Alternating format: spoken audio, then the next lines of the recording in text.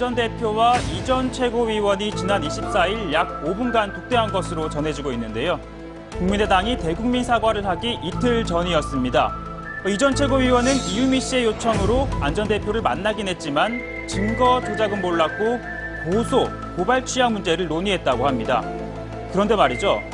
공교롭게도 같은 날 이유미 씨는 여수에 머물고 있던 이용주 의원을 직접 찾아갑니다.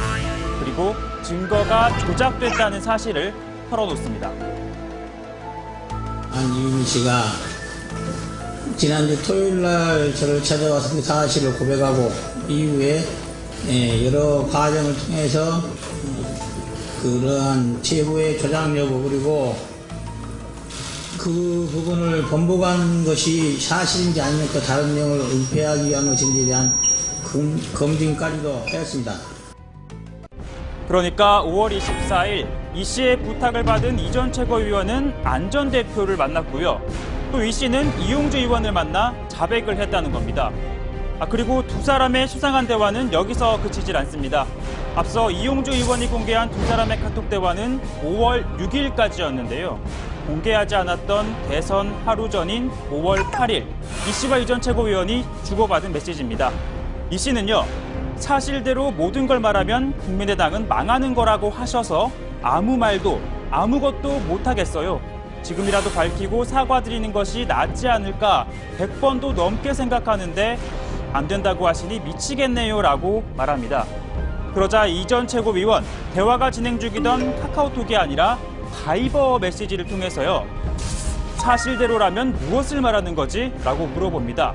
그러자 이 씨는 개인 간에 가볍게 나눈 대화 중 일부일 뿐이지 증언이나 폭로가 아니라는 거요. 그게 사실이고 이렇게 답합니다. 대화 내용을 분석해 보면요. 사실대로 말하면 당이 망하는 거라고 하셔서 라던가 안 된다 하시니 미치겠네요.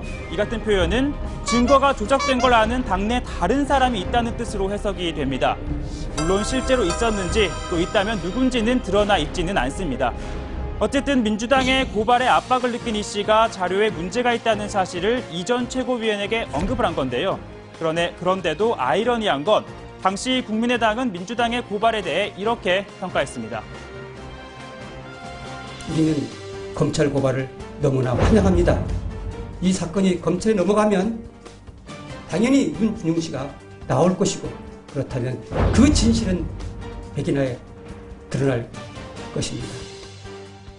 네, 앞서 보신 것처럼 두 사람이 주고받은 카톡 대화에서는 새로운 의혹들이 제기되고 있습니다. 또 카톡 대화 중 바이버로 바꾼 것도 의구심이 남는 대목인데요. 아시다시피 이 전 최고위원은 안철수 전 대표의 영입 1호 인사에다 안 전 대표는 지난해 리베이트 파문으로 당 대표직에서 물러나면서도 그를 각별하게 챙겼습니다. 안철수 전 대표께서 이준서 전 최고위원을 추천하시더라고요. 청년으로 우리 당에 많은 기여를 했는데 기회를 못 주어서 죄송하게 생각하니까 이준서 최고위원을 좀 해줬으면 좋겠다. 네, 이 때문에 안 전 대표가 나서 입장을 표명해야 한다는 목소리가 당 내에서도 끊이질 않고 나오고 있지만 안 전 대표는 여지껏 두문불출하고 있습니다. 현재로서는 검찰의 최종 수사 결과 발표 때까진 침묵을 유지할 것으로 보입니다.